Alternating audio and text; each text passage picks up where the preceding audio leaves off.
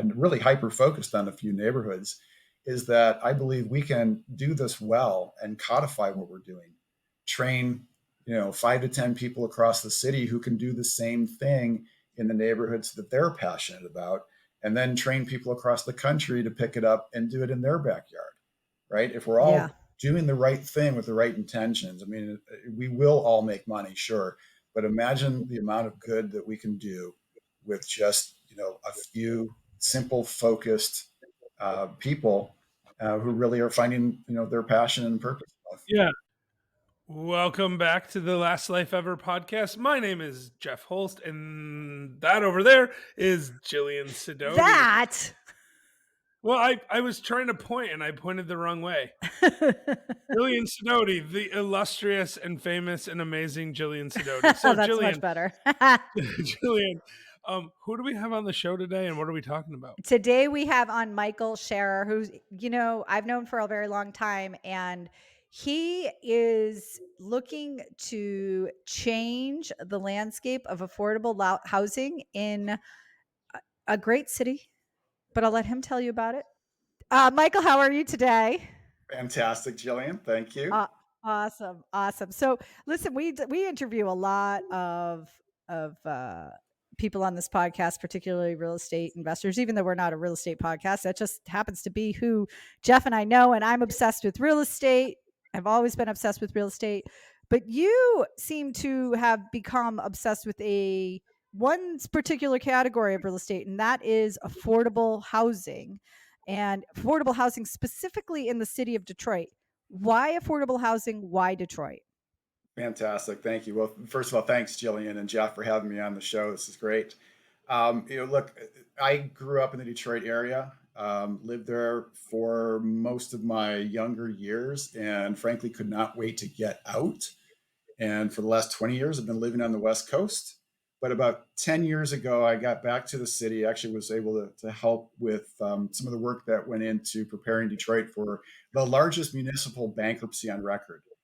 And in the time I was there, as much as we were doing structural things for putting new processes in place, consolidating and kind of, revising the way that business was done in the city, it was the work that we were doing to help the people, right? And so this notion of, and I actually just started using that this week, this notion of compassionate capitalism came along. And I'll tell you a quick story. I'm going to stop me if I get too deep in this, right? But so 10 years ago, I was sitting in an office downtown Detroit. It was about 4 degrees above zero, February day, 6:30. The new team had come in to take over with the mayor's office, and I got a call, and it was going to be like 4 degrees below zero that night, and there was a fire in a building, and there were 2 families that were living in this building. Now, it was a condemned building, okay, but they were squatting in the building. They had nowhere else to go, and the fire department kicked them out because it wasn't safe to be in the building. But now it's going to be 4 degrees below zero. Where are these families going to go? And I got a call from the mayor's office, right? Because they were still getting their feet underneath them. And they said, can you help us just to understand what we're going to do to make sure these people are taken care of? And there were 2 people in the office who were on it. They found 2 agencies to bring those families in for the night. One was going to be put into a different organization later in the week. The other one had long-term. And the groups that were working there were so amazing to house these people immediately. But the little piece that I played in that role, what that did for me was the spark. That was the aha of why I was doing all this other work. So now, and how long ago was that? Give us a reference of how long ago that was. Yeah, that was 10 years ago. That was 2014. Yeah. And Detroit came through this bankruptcy, and we didn't know where it was going to go, right? I mean, it was among the worst that many people had seen. In fact, the HUD person I was working with said that the 2 worst situations she saw were Detroit and Puerto Rico, 2014. Okay, and she was debating which was worse. Yeah. So it was a long way up, and so now you look at where the city is today, And Jamie Dimon came out last fall and had his State of the City address with, or a conversation with Mayor Duggan. And in the conversation, it came out that JP Morgan Chase had invested about $100 million initially. They're up to $200 million. And they're claiming that their investment in Detroit was one of the best investments they've made. Oh, wow. And, Wow. and so hearing that tells me that there's a platform that's built, right? A lot of the infrastructure was corrected, a lot of that's put in place. So you look at the situation now, and if you ever, I mean, I know you guys have gone to the city, but for those of you who haven't, please come on out and check out the city. When you're downtown, Midtown, Corktown, all these different towns, there's new buildings going up right and left. Amazing. Yeah, it's actually beautiful, right? Like, I mean, and for people that don't know, I grew up in the western side of Michigan, so not Detroit, but I mean, I've been investing in Detroit since 2011. So I mean, I was ahead of that curve Yeah. even, and Detroit has been perhaps the greatest investment I've made too. I mean, like the things that we've been able to accomplish there, and the returns that we've seen have been amazing, and we've been able to house a ton of people. So I mean, I'm excited to have you on because of that. Awesome, Jeff. And yeah, we've also had good luck on investments. Um, if you think about the areas that have taken off and those that get the front page, you see a lot of this new build, and these are Class A Mhm. builds. These Mhm. are sometimes new people coming to the city, right? So as we looked at what the next 10 years looks like, and which is now 20 years, by the way, past the time we went through the bankruptcy, we're moving into the neighborhoods. The city's behind the movement of the neighborhoods. The people who have stayed there through the bad times now need to be able to also participate in the good times. And so we're focused on not those Class A builds, but more the Class C builds. And these are oftentimes in the neighborhoods, oftentimes neighborhoods that have been overlooked and still in some cases are lacking services. There's a study that was published by University of Michigan last year that claimed over 37,000 households in Detroit live in substandard housing. If there are 2.5 people per household, that's 100,000 people more or less, right? 1/6 of the city living in substandard housing. That was another big aha that said these are the people we need to help. At the same time, right, we're doing this not as charity. This is a for-profit venture. And having Right. underwritten 350 some odd deals in the last couple of years, I know what good looks like. I know what good deals look like. We've invested personally as an LP in over 1,000 units in Michigan and several hundred in Arizona. So I know what good looks like from an investor standpoint. So, Okay, I'm going to yeah. stop you just for a second because you said a couple of things that for the people that aren't real estate investors on the show, they are listening to the show, they might not know. The first one you said was you talked about Class A and Class C Mhm. neighborhoods and buildings. Can you give us a quick rundown of your understanding of the difference between those and what that means? And then the second thing is you said LP, which means limited partner. And I just want to clarify that with people that that's just a partnership structure that allows people to pool their money together to buy real estate. Right. I forgot this wasn't a real estate show. Thanks. Yeah, Yeah. no worries. If And a lot of our listeners are real estate folks, so but we do want to be aware that there are some people Yeah, that of aren't. So course, of course. So for the layperson, if you want to think of Class A, Class B, Class C, Class A are going to be, the new shiny buildings that are probably going for top dollar. In some parts of the city, you might see 3,000, 4,000. I mean, there's even talks of some of these apartments going for $10,000 a month. Those are Class A properties. Okay. Class B, a little bit more toward an older style building, more middle class living. Class C is going to be a step below that. So probably buildings that have been somewhat neglected, maybe run down. In our case, we're finding properties that have been boarded up and just left behind. So we've got four now in the pipeline that we're working on, which have been literally boarded up, and we're going in and doing full on renovations. yeah, and of course, part of that comes from for people that aren't aware, there was a huge population decline in the city of Detroit, right? I mean, at one point, I think the population was near 2 million, and now I think it's 700, 650,000 Mhm. people, something like Yeah. that. There's a huge reduction in population, which results in a lot of surplus housing, a lot of which has been since torn down. But there are still a significant amount of abandoned property as a result of that. Yeah, that's right. So our target area is really around my university. Actually, I'm wearing the shirt today, University of Detroit Mercy, Yeah. which is an interesting dynamic. If you look at the landscape to the north of the university, you've got some really pristine, beautiful homes. Many that have been renovated are selling for $500,000 and $600,000 or more. As you work your way down from the north to the south, however, to the south of the university, we've been able to find properties that acquisition plus renovation costs put us at about $50,000. So quite a difference. And you can That's for a for a house, house. right? That's what we're We're talking about. talking a 2 or 3 bedroom house for 50,000 After renovation. after That's what you renovation. have in it. Now, keep in mind, Yep. And when we were buying stuff in 2011, some of these houses were like $5,000 or $10,000, and then you'd put 5 or 10,000 in them. So there is some upside there still that's occurred since then, but it's still insanely cheap, $50,000 for a house. I mean, there are very few markets in the country where people can live in a house, a decent quality house, for $50,000 or $60,000. so true.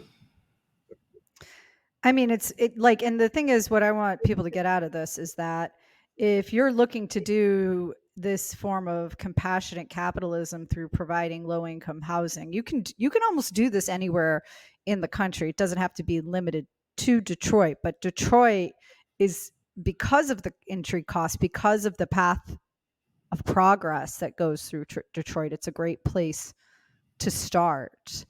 Um, Yeah, it's yeah, especially because of the turnaround of the city, right? right. So like there are places, I'm not gonna pick on any particular place, but there are places where you could buy houses for that price, but you would not want them, Yeah. right? Like you just would not want them because and that's true in some neighborhoods of Detroit still. There are places where you can buy things very cheap, but it's not a good long-term investment. Mm-mm. It's not safe to be in the neighborhoods. That's unfortunate, but the way we turn that around is we improve the surrounding That's neighborhoods, right. and then those neighborhoods have upward pressure on them. And we see that kind of change in every major city that's gone through a transition period. And Detroit's interesting because it's in a different cycle than a lot of the rest of the major industrial cities. Places like Pittsburgh and Philadelphia and Allentown, they went through this, 25 years ago, 30 years ago, where they were 40, 50 years ago, they were like Detroit was 10 years ago. And now they're much more livable. They've turned around, and people have stepped up and done the kinds of things that you're doing. So I think it's really, really great opportunity wise from an investment, but I think it's even more important because of the social element. Yeah. Yeah. Yeah. I totally, And totally agree. yeah, Go ahead. you had said something, circle back to a comment you had made, like about services that are needed in these neighborhoods that they don't have access to. What are those services that you're talking about that are needed? And is there a place outside of real estate, for example, for compassionate capitalism to provide some of those services? So the answer is yes, absolutely. And those services are, from even just like your basic conveniences. So from my house, Yeah. where I'm sitting right now, I can walk 5 minutes and have, a dozen different restaurants to go to. There's a 7-Eleven on the corner. There's an ATM I can walk to. Anything and everything that I need, it's within a walking, couple of blocks from here. In Detroit, you don't have that. You Mhm. probably have a gas station that has some convenience store aspect to it. There are liquor stores where, honestly, a lot of the liquor stores provide good meals, hot food, semi fresh food. But if you're looking for, even like the Whole Foods market is a driving distance away. Mhm. Meyer is a big shopping center in Detroit. Those are driving distances away, and a lot of the people that we're helping or serving, they don't have the ability to just jump in their car and drive down to the local, supermarket. They're taking buses. Right. And Yeah, and this is a problem that's been identified for years, and it's often referred to as like food deserts, right? Like places where it's impossible to get good quality food. And if you live there and you don't have transportation, you're stuck with whatever options Mhm. are there. So there are people that are living off of like convenience store food, right? They're having beef jerky and ho-hos instead of quality foods, and that's really unfortunate. And so what you're suggesting is there are options there.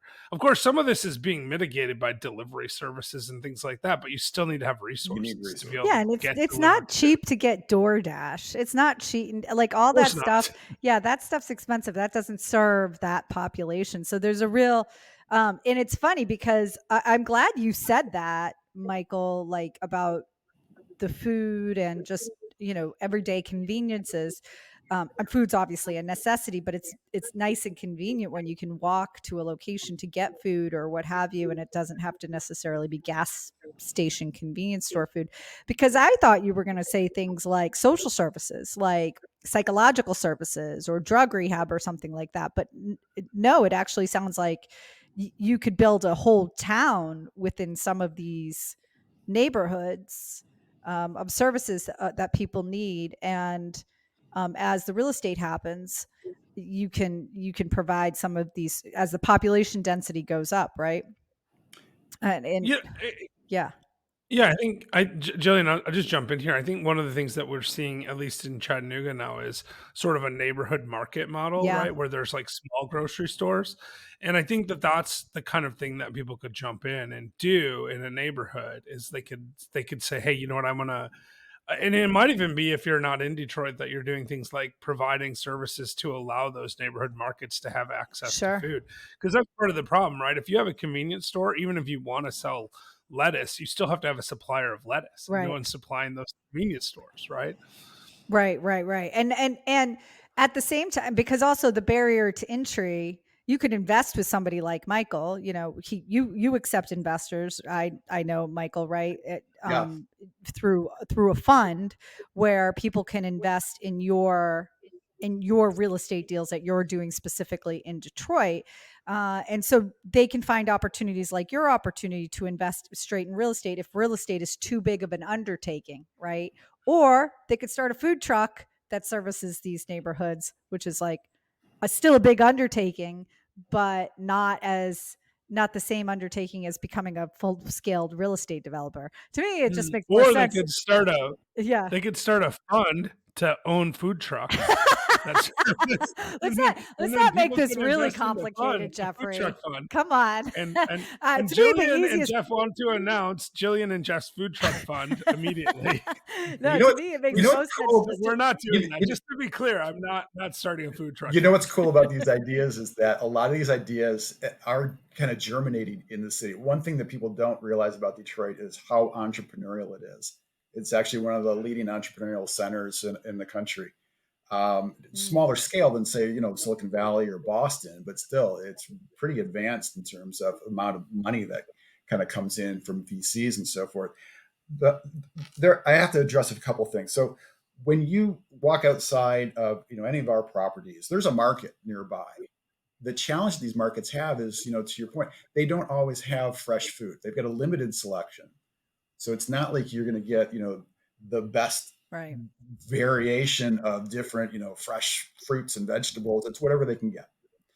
There are right. some. There's a food truck, actually an autonomous vehicle food truck that I'm sure Oh, somebody's wow. contemplating in the city.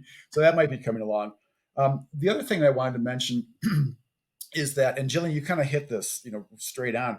When we started off with the housing fund, we looked at all the different aspects that are needed for a person to be able to, just have a decent life, right? So Sure. our mission was to provide housing as a cornerstone of building your life, right? And in Yeah. the convenience that cornerstone fits into that. But the wraparound services, where does the food come from? Where's option for clothing, training, Mm. education? All the way up Maslow's hierarchy of needs, right? We're trying to You tap and me, in. I love that Maslow's hierarchy of needs, always trying to move up it. We're also wrapping around services by bringing in other people, other organizations, There is a building that actually a mutual friend of ours owns not too far from where we're investing, and their focus is on helping veterans. And Yeah. the veterans that are housed in this apartment are all on a Section 8 contract. Um, we've got Oh, other wow. we've got other agencies and organizations that are helping people, whether they're previously incarcerated or coming out of some rehab program. If we can find the right agencies that are helping people to advance, to kind of get a leg up in life, the housing voucher that becomes available to those people actually fits perfectly with our bridging of affordability and providing reasonable returns to our investors, right? Because market rate, Okay. let's say market rate's $1,000 a month for rent, but if a renter can only afford, $600 a month, how do they make up that $400 difference? But you need the $400 Right. difference to hit 1,000 to get the return to investors. So we do that by working with individuals and organizations to get the right housing vouchers in place so that everybody wins in this process and nobody gets kicked out of their neighborhood. That, and I think that's huge because you hear a lot about gentrification and the problems with gentrification and how, little old ladies are being kicked out of their, the apartment they lived in because of like gentrification. And you want the benefits of gentrification. What are those benefits? Buildings start looking prettier, more Because I restaurants. mean, the reality is, right, there's tons of benefits to gentrification, but there's a downside to it too. The benefits are it's a safer neighborhood, there's more services, there's more Yeah. options, there's more jobs, there's there's a myriad of positives that come from gentrification. But if you gentrify a neighborhood and you displace people to another neighborhood, you're necessarily putting pressure on another neighborhood. Right. If you can figure out a way to keep people in place, or even a significant portion of the people in place, right? I mean, you're never going to be perfect at this. Then you create a system that's much more sustainable long term. Right. Right. Well, I mean, honestly, I love what you're doing, Michael. I love what you're doing. That's just why I had you on the podcast, because I just think it's so important for people to have these safe, affordable places to live. And if we look around, that is becoming harder and harder to come by. So it's almost like the perfect marriage of, like you said, capitalism and compassion without, this runaway train of capitalism gone wrong, you know. Yeah, and the thing that's good about this, and this is why I've been really grateful to get to know you, Michael, in the last several months, because we have a mastermind that Jillian and I run that Michael's a part of, and so I've gotten to know you a little bit, and the more I've gotten to know you, the more and more certain I've become that you are exactly what Last Life Ever is about. Like, it's about um, living the best version of your life, doing the things that improve your community is one of the core tenets, right? It's one of our 5 pillars: giving back to the world, giving back to your community, but also making money and discovering your own purpose. Like, all of these things are in alignment here. And that's why I'm, think that this is not only is exactly what you should do, but you're a shining example of what other people should be trying to do. Not necessarily in the same field, but like identifying those core values and then pursuing them in a way that makes a profit. I appreciate those kind words. I didn't set off to do this as the first thing I was going to do.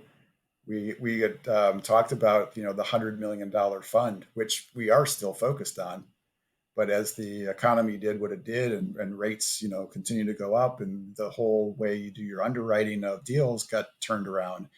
At the same time, those 100,000 people in my hometown were still suffering because they didn't have a clean, safe place to live. So we launched the Mhm. fund regardless, and we did it small scale. We're doing this without taking on debt initially, and a good reason behind this to keep it small and really hyper focused on a few neighborhoods is that I believe we can do this well and codify what we're doing. Train, 5 to 10 people across the city who can do the same thing in the neighborhoods that they're passionate about, and then train people across the country to pick it up and do it in their backyard, right? If we're Yeah. all doing the right thing with the right intentions, I mean, we will all make money, sure, but imagine the amount of good that we can do with just a few simple, focused people who really are finding their passion and purpose in life. Yeah. And the thing is, like, 100,000 people is a lot of people. There's no question about that. But if you help 100 people, Mm, it's still a lot of people, right? Like I provide housing within my business for 350-ish families, and we try to provide affordable, quality, clean, safe housing for them. And I like to think that as a result of that, I'm impacting their lives and making them a little bit better. If you can change their life, in your case, dealing with people that might be displaced or maybe have no other place to live, if you can change the life of one mhm. family, it's worth it, right? If you can do that and make money, that's amazing. If you can do it hundreds of times over, and then maybe even multiply it and make it so that you can solve the problem for 100,000 people or all around the country, that's it's an amazing goal, and I'm so happy that you're able to work towards that. Awesome. Thanks, Jeff. Yeah, actually, I did a Well, math equation once upon a time that showed if a person got a good night's sleep and showed up to work just 4 hours more per week, what that translates to. And I mean, by the time you extrapolate this, you're talking about millions of dollars in revenue coming to the city. That Y- just bring more Yeah, services, and it's a flywheel effect, yeah, and then of course it solves the tax base issues that they have, and then they don't end up in bankruptcy right? again, and the whole city becomes better, and then the state becomes better, and then the country becomes better, and the world becomes better because of it. And it's funny though. It's kind of, at least to me, it's funny that you mentioned that about getting a better night's sleep. Jillian and I just interviewed someone about sleep earlier this week. And then the other person we interviewed earlier today was somebody who went from being actually homeless to being an entrepreneur. And so, like, this theme seems to be coming back. This is like the week of all of these things over and over again. oh, it's like we're in a vortex of compassionate capitalism. That's going to be my new thing. I used to call it benevolent capitalism, but I like the compassionate capitalism, I think, better. Well, do we worry that if we say compassionate capitalism, that we're getting too close to like the George W. Compassionate conservatism thing? Oh, I didn't even No, we don't worry about that. that didn't even come to mind, to be honest. Well, Like, it's gonna now because I brought it up. yeah, now So, I'm going to have reticular activation. Thanks a of lot, course, anyone Jeff. who's under the age of 45 will have no idea what I'm talking about. So, So we're safe. We'll keep calling it. Yeah. Now you got me putting Well, on my head. Compassionate capitalism. I There ruined we your go. business model for you. No, but I do really like that compassionate capitalism, because capitalism, I think, and I mean I think we all agree, is probably the best system that's ever evolved to run an economy. But it doesn't come without pain. Just like gentrification is good in some ways, but it doesn't come without pain. Like, these things have rough edges, and if we can smooth those edges even a little bit, it makes the world better, and that's what we want to do. And I think that's what we're all talking about. Yeah, you like Michael, can trailblazers, you but please? you can't leave a trail of destruction behind you, right? You got to bring No, everyone along. Exactly. no, no. Michael, could you please share your website where people could find out more information about your fund? And maybe some people will come and And also invest. how maybe they can get a hold of you as well. Yeah. Yeah, if there's a way to do Oh, that. Yeah, it's yeah on your website or something. our website is atlantecapitalgroup.com. ATLANTE capitalgroup.com. You can reach out to That's us. awesome. Yep, and our contact information's there. Our team is available 7 days a week, and we look forward to hearing from people.